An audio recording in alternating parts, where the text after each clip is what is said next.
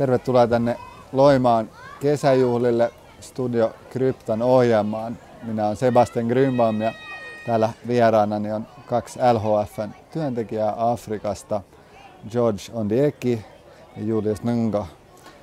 Tervetuloa, welcome. Thank you.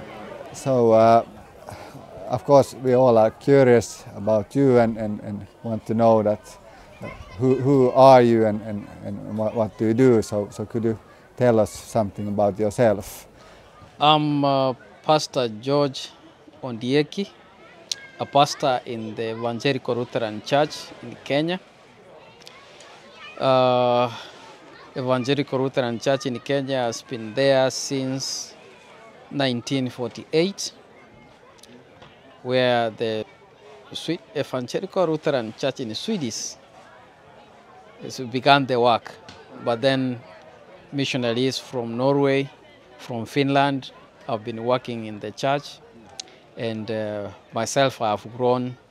I was born and I grew in the Lutheran Church, and I can say this is the 3rd generation. So I studied theology. We have a theological college in Matongo, in Kenya, where even the missionaries have been also teachers. Yeah, so from Finland we have so many. So it is good that the missionaries have worked there and they have produced a number of pastors. So from there, I had an interest in working with the youth, and as I worked with the youth, organizing seminars and teaching them, then I call different pastors also to come and teach. And for the resources to teach, we get from Lutheran Heritage Foundation. So finally, I found myself in the Lutheran Heritage Foundation, where I'm also in charge of producing the materials in the translation section. Thank you very much. My name is Julius Ng'ang'a. I'm from Nairobi, Kenya. I work for Lutheran Heritage Foundation since the year 2011 to now. I am in the Department of Distribution, and my title is Logistic Manager. Thank you. And you have been in Finland now for what, 1 week, or is it? Now we are here for 1 week. For 1 week? Yes. Okay. So far. Okay. Well, what do you think about Finland? Yeah, Finland is a nice country, very welcoming, and apart from the change of the weather, but then we are trying to adjust to that. Okay. Yes. Yeah. Okay. Do you mean adjusting in the sense that it's cold here or it's warm here, or how do you? So when sometimes you find we have an extensive day, so you try to go to bed when the sun is still there. Yeah, there's too much light. Yeah, so interesting. I see. And then you are in summer season, then you find sometimes it keep on fluctuating. Yeah, sometimes it become cold, sometimes it become hot. Yeah. Very sudden changes. Yeah, very sudden change. Yeah, I see. But we are okay. You have survived. Yeah, you have survived. Yeah. And the last 3 days you've been here in Loima in our summer gathering of our church. And what do you think about that, George? How do you find it? Loima, as a town, maybe we have not gone out, but the gathering center here, we found it is a very nice place. In fact, it is almost like our Western Kenya, Matongo. Okay. Yeah, because I'm finding the environment is green. Yeah, and the kind of wind and the breeze, even the coldness sometimes, it is much like in Matongo. So I think those who decide that there should be an institution here I think they were looking at some things which are good for study. Yeah. The buildings are okay, and the playground, as I see. Yeah, I tell you, I can, if you have further studies, I can like to come and study at Roima here. Yeah, it's a nice place, especially in the summer. The whole Finland is very nice. Yeah, maybe because I've not experienced the other the other section of. I can say very different impression, but it's very exotic as well. Yeah, but the climate is good. Yeah, as my friend has said, only the night is very short because the daytime is extended. But it's not so good. Yeah, and how did you find the gathering here? Like worship and the Bible studies, was it different, similar than in Kenya, or? Yeah, one thing I've noticed here is you have gathering from almost the whole of Finland. Yeah, and that's one unique thing that you find the believers from a certain town are here meeting. In our context there, sometimes we do it in a smaller area.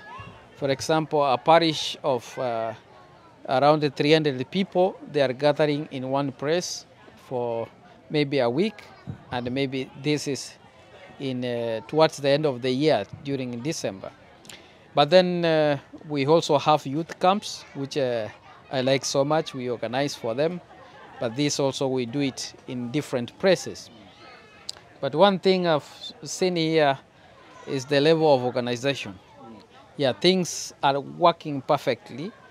The frontiers are frontier to work, and I hear about 300 volunteers. Yeah, it's not easy to get such kind of people who are willing to work freely. And then the meals is fine. One unique thing you are not laughing here is choirs. So in Africa, there could be a lot of drums here and keyboards and loudspeakers with a lot of music. Yeah. But I've liked the calmness and orderliness, and more of families are here and joining with other families. That's one thing which is nice here. Yeah. And would this be here was maybe about 1,000 people, persons or so, maybe a bit more. Would this be a large gathering in Africa or a small one in your context, or something in between? In Africa, it is not possible to have so many people for a long time in a place like this. Yeah, because the scarcity of resources and even controlling the human traffic is not easy. So we tend to have fewer members, like 500 people at the extreme. Yeah, but when we have more congregations coming in, it could be an event, but not a seminar as such. Yeah. Yeah. So that would maybe be one day. Yeah, or, one day. Or something like that. Yeah, one day. Yeah. Okay. Okay. Maybe we should switch the theme and talk a little bit more about Africa. And in Finland in general, we have this idea, or in Europe, and you might have heard this before, but we have this idea that Christianity is actually declining here, and we see that this society is becoming more and more secularized and non-Christian, and people are going to church. And then what we hear from Africa is that there's a lot of people coming to church, and people are very active, and people we have this people. The question arises naturally that why should we do mission work in Africa? In that when we have when the situation is like that. Mission work to Africa from a declining mission source. Yes, but you can see even in Africa, there are those who came long time ago to explore Africa, who were missionaries at that time, but then the establishment of the church did not take place as such, because even the slave trade which was there made the church even to decline. But then we have the Orthodox Church, Greek Orthodox Church in Ethiopia, that's been there for so long, and even in Egypt, yeah. But now, generally, in Africa is fertile now for evangelism. Yeah, but then you see so many churches are coming, and people believing this and that. Okay. Unlike now Europe that is trying to go away from anything to do with God. Yeah, you see in your area here is people trying to say there's no God, or going to the secular. Maybe it's because Christianity has been here for a longer time. Maybe people are trying to say, oh, there's nothing like that. Yeah, but then it is important that where the reception of Christianity is in Africa is good. It's good that even the fewer missionaries from Europe should invest in Africa. You never know, maybe if, afterwards the gospel that is hidden in Africa will come to Europe. Yeah, that's our hope and prayer, that it would come back via also Africa and other continents. Yeah. So it's important now that proper teaching, which is here for the few who are there, be invested in Africa, so that a proper teaching continues in Africa, which can later be supplied back. Yeah. Well, tell us a bit more about, or maybe Julius could tell us something a bit more about the work that add something into that. Sure. Because now you look at what Lutheran Heritage Foundation is doing, and now that support to the church. So like translating books and also distributing them to the churches. So through that, they get to know what the true Christianity is. Instead of something, other churches come with the preaching of prosperity, but then there is nothing to do with the confession. So with our materials and also being translated in different languages, we equip our Christians so that they can know and distinguish between the truth and the false teaching. Yeah, and that's of course the most important thing, to remain in the pure teaching of the Word of God. You were telling there, I was listening to you when you were speaking in the tent, and you were saying, did I hear correctly, that it's at the moment it's over 40 languages that you have translated material into, and something also, I can't remember the exact number of books, but there was it how many thousand books was it that you sent per year, or do you have some kind of average? 30,000. Actually, for 30,000, that is only for part of Democratic Republic of Congo that we didn't get connection. Another 30,000 has gone to other areas. So in Congo we have Bukavu, we have managed to transport via road, and then also Goma, we have managed to distribute by road. Now we are remaining in 3 other parts, which are very interior. The road connection there, it's not there. So we have Kananga, Boma, and Brazzaville. Yeah. So in terms of languages, for now we are working directly with 10 countries. That is in East and Central Africa. Yeah, stretching from Somalia to Congo Brazzaville. So in fact, we are in that middle area from Indian Ocean up to the almost Atlantic in the west. Yeah, it sounds like a very big area. But those 40 languages, compared to the number of languages in that region, still is a fraction. It's almost like 2%. Yeah, because you talk of DRC, it has around 200 languages. Oh my. Tanzania the same, 200 languages. Kenya 47. Yeah, the countries like Somalia, one language. South Sudan, there are almost like 10 or more. Then in Zambia, there are a good number of there. Yeah, but now the strategy we use is the mega languages, where many people will benefit from that. Yeah, but then we also look at the trend of translation of the Bible. So once they have the Bible in their language, we translate the Luther's catechism first to their language, and then the children's Bible to their language, and then in confessional books later on. But then that's not the only area where translation is taking place. There are the parts of the West Africa, North Africa, and even in South Africa, which we don't control from Nairobi. And how many people are translating currently at the moment, like working? Yes. So when I talk of 40 languages, so you multiply by 3. Okay. Yeah. So because we have around 3 people for every language, but sometimes there are more involved or less. Yeah, depending on the organization. Yeah, so that number of people, you have to also to pay, appreciate their work. So. And these translators, do they work full-time or part-time? Yes. Full-time? No, translators in Africa are not full-time. Okay. Yeah.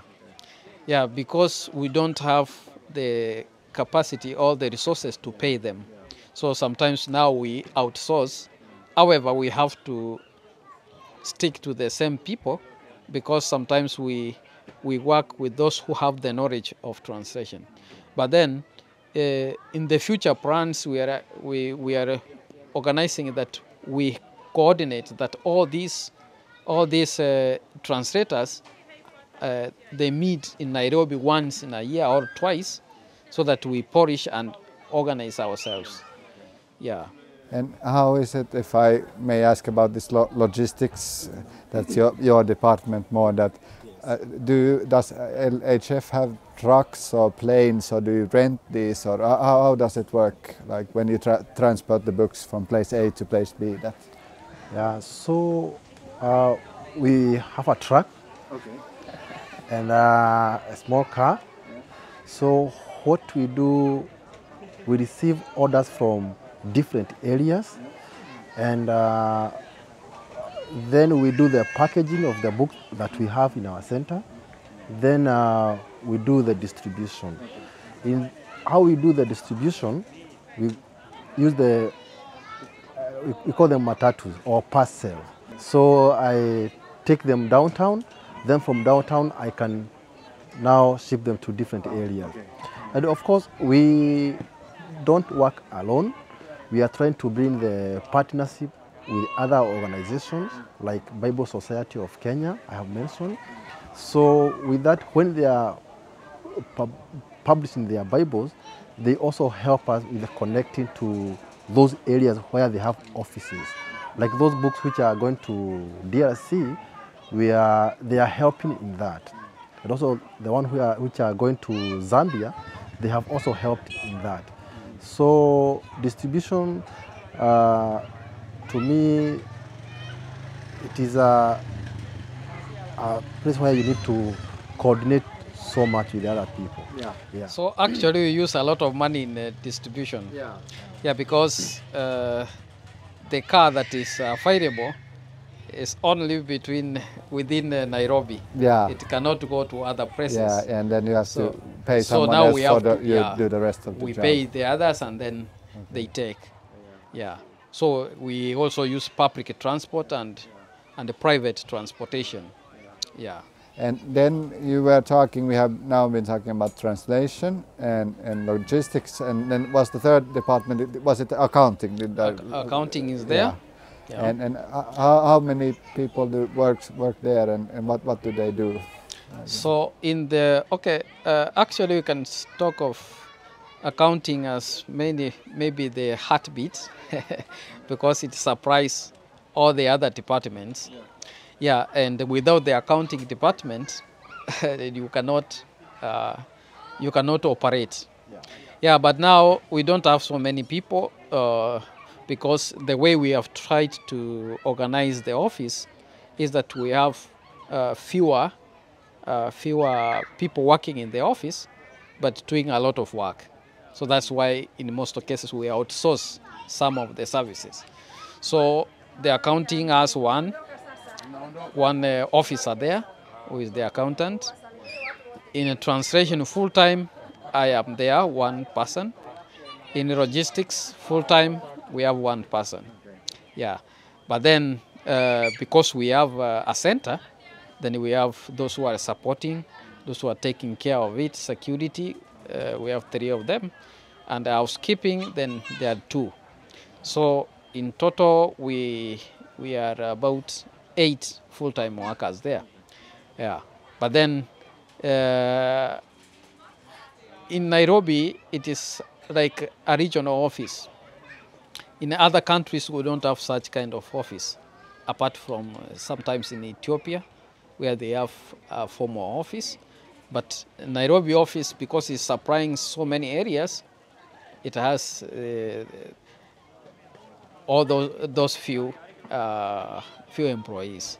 Yeah, but then the coordination, you can see we also get the coordination in terms of supporting when we want to inquire something and even connect with the others. Then we have the Smoyoki family. Okay.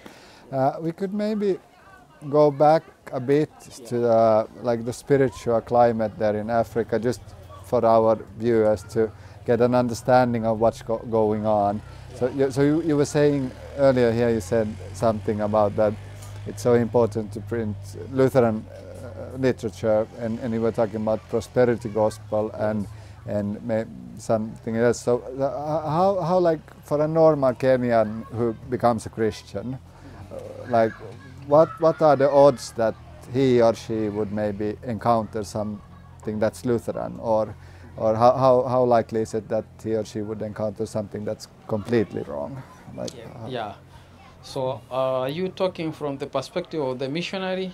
No, from the common citizen. Okay. Like on yes. ground. As a fertile soil for Christianity or growth of religion, let us talk of religion. Okay. Because there are other religions which are there and flourishing and growing. Yeah, but you can be sure lack of resources in Africa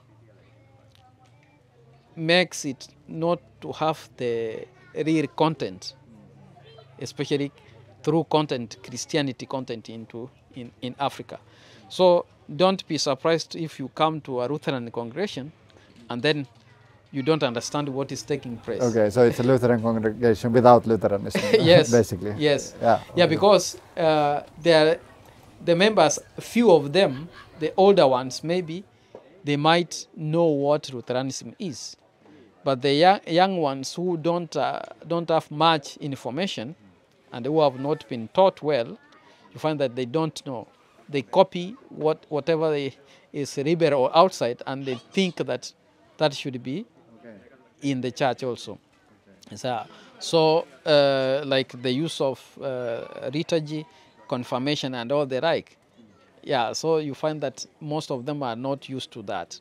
And because of the lack of personnel to do it every time, so the reading culture is not given to them. And sometimes it's not possible to send a book from RHF without somebody in the ground to teach it. Yeah.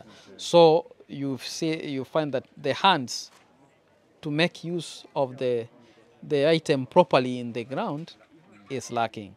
Yeah, but generally the churches, so many people there. But a few who have asked, especially not only the Lutherans, those who ask materials and we send to the pastor, and he goes through it, he finds content. Yeah. Then he asks for more. Okay? Yeah. So you can see there is that hunger also and thirst for the true teaching. Yeah. And is it like, if you would kind of say, in that sense that when you were saying that they were Lutherans who didn't know what Lutheranism is this very common? Like would you say that this? I want to thank the missionaries, what they did in the church, especially in Kisii area, where the Lutheranism started. Because there now, that tradition that the missionaries left still continues. And you find that most of the materials, they know it. They keep asking, send us this number of books, send us this number of books, because already they have been used to that. But there are new areas now, apart from Kisii, in urban areas and now into other regions in Kenya, where the Lutheranism is spreading to because of those people who migrate from Kisii going for work, and then they organize a church, they study there. So these are lacking materials and even the personnel to do that. So this is the area where even we need more missionary works into them. He talks of the logistics of the area. The road network is not so nice, and sometimes without somebody with a proper vehicle, you cannot reach into another area. And then some areas in Kenya, they are arid areas, so people see rain maybe once in a year or never at all. So you find that the people there need other services as well. Yeah, so doing Christianity in that area, it's difficult. So if you want to have people and teach them, then you should come also with food. Yeah. Yeah. So that's the challenge. You find that now they don't get more teaching in Lutheranism, but they have accepted, oh, we want to be Lutherans. Yeah, but now the personnel and resources is becoming rare. So is it so that LHF, your primary goal is these books, right? That you want to translate and send the material, and that's kind of the first and foremost project. Yeah. But then is there a second project besides this that you also want to teach theologians, pastors, evangelists? In fact, the type of teaching or training is not the primary work for LHF. Okay. Yeah, but that's where we ask on behalf of the partner churches. Okay. Yeah, because we have prepared the materials, but who you need will someone make to come and use of that? Yeah. So that is where a partnership between the mission partners and the individual churches, because we are not working on one Lutheran church. We supply to many. So among these many, the work of mission work should be done, because they also need now to train their own people. But before training, or even the time you send somebody to study, for now we have the institution which we normally use is Matongo. You send a pastor to Matongo for 4 years, or 3.5 years. In his area needs somebody also to continue teaching and preaching and offering the sacraments. So that's where some area is needed. And also you see, for somebody to go there, money is paid in the colleges. Yeah. Also such mission support is required. Yeah, adding to that, like for LHF, it has 4 folds.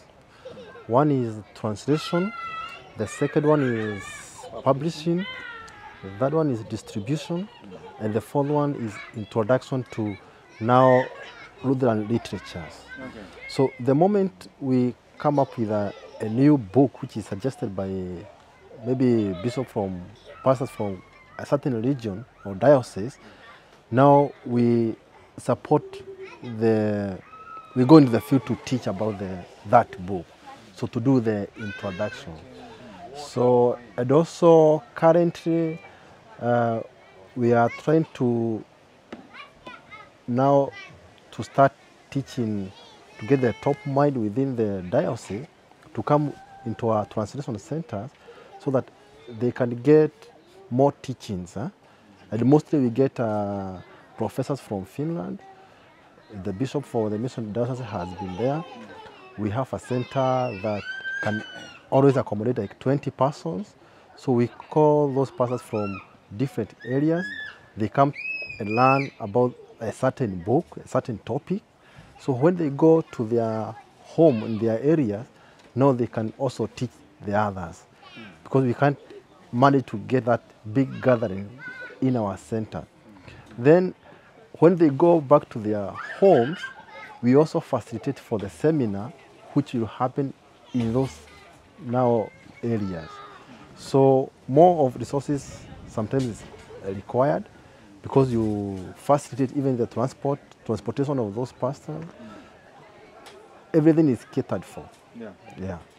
Yeah, so, but then we need those already who have undergone theological training so that when you introduce them in Nairobi in the center, then they take to introduce in their homes.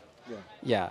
But for now, we don't have enough employees who can go and do that for the churches. So, but in fact, we need the churches to do it for themselves. But before that, they need to be supported so that they are able to have at least in an area, there should be a trained pastor. And then when he comes here, we introduce a material to him. This is a new material, now take it to the field. Then that way it can work so that the material is used well. Yeah. Okay, thank you very much for this sharing this. It's very interesting and it sounds like you have your hands full for quite some time. Would you like to tell our viewers a greeting from your context, or encourage them with some words of scripture or something else? Yes. So we look at the model of how Paul worked. He went to the first missionary journey.